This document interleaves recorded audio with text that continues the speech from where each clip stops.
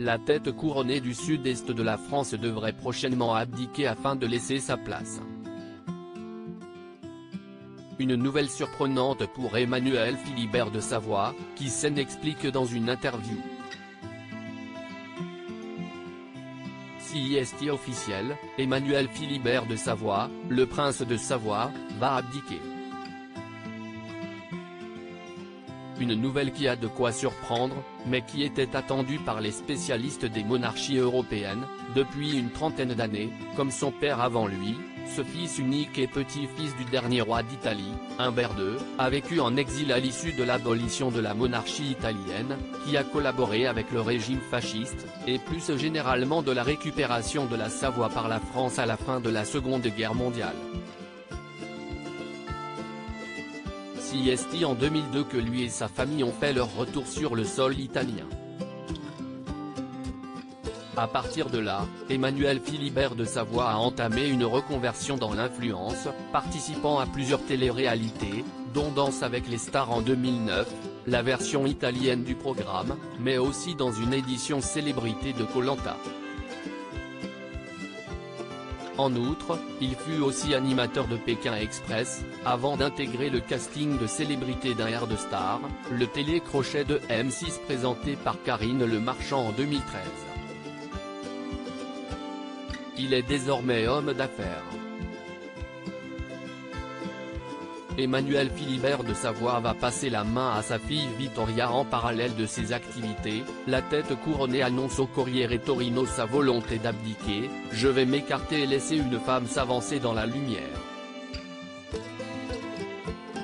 Je suis sûr qu'elle fera mieux que moi », admet-il durant l'entretien.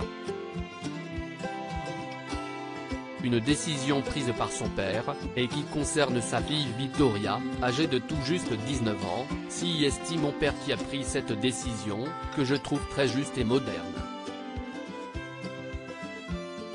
Bientôt en Europe, il y aura plus de reines que de rois. Tout le monde se rend compte, bien qu'un peu tard, que l'intelligence et la sensibilité des femmes responsables peuvent être merveilleuses. La jeune femme prépare activement ce moment avec sa mère, l'actrice Clotilde Courreau. En janvier dernier, elle expliquait sa volonté d'apprendre à ses deux filles, Vittoria et Luisa, l'histoire de la famille royale qu'elle représente, notamment en se plongeant dans les archives historiques italiennes et françaises. Elles doivent savoir ce que cette famille a fait. Plus l'être est formé, plus il est enraciné et construit. Et plus il saura être juste dans ses responsabilités. Les hommes n'ont rien de plus, sinon rien de moins, explique Emmanuel Philibert de Savoie. Ce passage de témoin royal a été rendu possible par l'abrogation d'une loi par son père, Victor Emmanuel de Savoie, qui empêchait les femmes de régner de l'autre côté des Alpes. La loi salique est anachronique, elle est dépassée.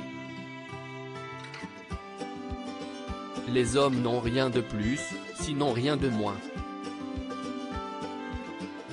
Pendant son règne, Emmanuel Philibert de Savoie a par ailleurs tout tenté pour redorer le blason de sa famille, qui est entaché de sa proximité assumée avec Mussolini, co-signant les lois raciales fascistes en 1938. Le monarque assume cette volonté. « J'ai ouvert la voie.